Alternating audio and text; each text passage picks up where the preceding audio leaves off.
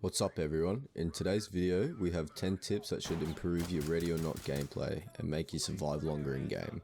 Now these tips are not 100% because well, it's ready or not, but hopefully some of these tips you take home will help you within the game. So without further ado, let's get into it. First up we're going to talk about low ready. Now a lot of you are probably wondering how to sprint in the game. Well, this isn't exactly sprinting, but this will make you a little bit more faster than normal. What you'll want to do is head over to your keybinds via controls and change hold low ready to shift. Now the reason we change this to shift is because as gamers we naturally click shift to run. I mean it's literally in almost every game possible. Now if you do change this keybind, you will need to change your walk key, set this to whatever you feel comfortable with. Next up we have C2 charges. C2 charges are brilliant and play a vital role in this game, as kicking down doors can alert the enemy, and if they are close enough they'll just shoot you down without warning. Now of course this will blow away the door, but it will also concuss any enemies nearby, so this will sort of work as a flashbang as well. But be careful as the explosive can kill civilians, so I suggest running a mirror gun in your loadout to check under the doors when running the charges.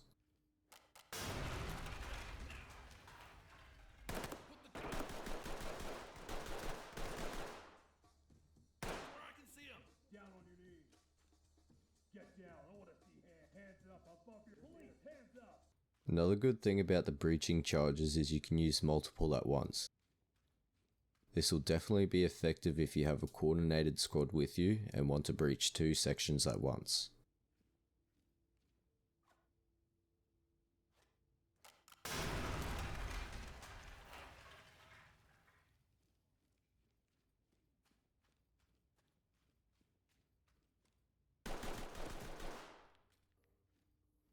The third tip is using Chemlights. Everyone has these when they spawn in and you should have around 10 each. Now when you're completing a mission, drop these down once you've 100% cleared a room by pressing C. This will tell other teammates that the room has been cleared, and if you get lost you'll know that the area has been cleared. Be careful though and make sure you have apprehended the suspect and bagged all the weapons. Another useful thing the Chemlight can do is provide light. Now I will say the light off these aren't the best, but they will work if you don't have a flashlight or night vision goggles. These work really well with the mirror gun if you need to check under doors and the room is dark. It will illuminate underneath the door slightly. On to tip number 4. This is for people who find it difficult to manage recoil in ready or not. As we all know, the recoil in this game is a bit over the top, but if you're struggling with the auto fire recoil, I recommend getting rid of the assault rifles and switching over to the submachine guns. Now switching from assault rifle to SMGs isn't much of a disadvantage.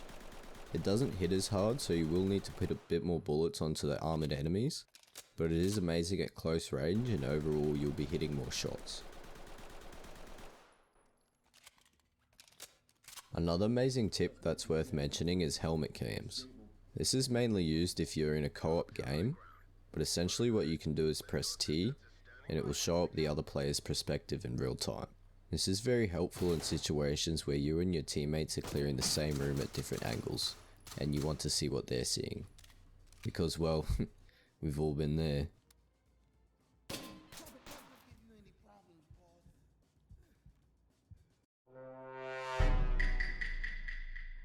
You can also change between players by pressing T again and by closing it by holding T.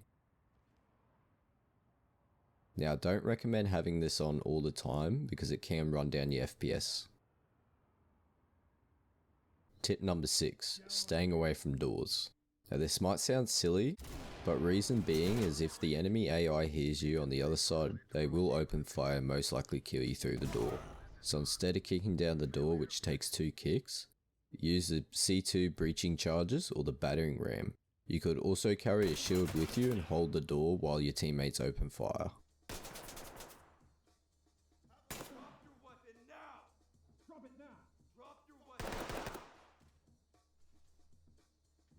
Number 7 is changing your AI's loadout.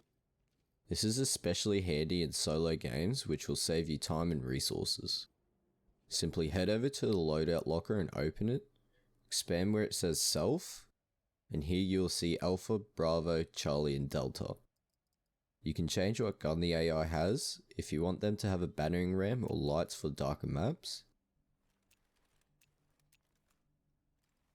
If you'd like to see an AI guide and on how to use them, make sure you leave a like and comment down below.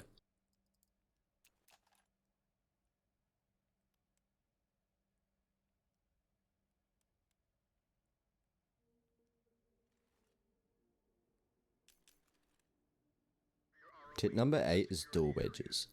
These are highly underrated and overlooked by many.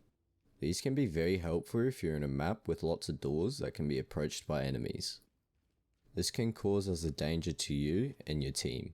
So if you bring door wedges, what you can do is wedge the doors that you don't want to be opened by the suspect by walking up to it and placing them. This will prevent enemies coming from behind and shooting you in the back, which, well, let's admit it, happens too often. The door wedges are especially good on the map Hotel, where a lot of rooms interlock with each other and can stop fleeing suspects or surprised attacks. We've got a dead suspect here. Talk to entry team. Talk copies all. Proceed with your... Number 9, we have using your utilities. Stinger grenades, gas grenades, and flashbangs. These all serve a purpose in the game at different times. I believe you get 8 flashbangs, 8 stinger grenades, and 4 gas grenades. Gas is generally more effective since it produces an area of denial, which allows you to work a room while it's in effect, versus relying on a single detonation. However, suspects can be equipped with marks that counter CS gas. Here are some great examples of utilizing your equipment in the game. Now you don't want to be flashing every room, try use the mirror gun to see if there are any enemies inside the room before flashing.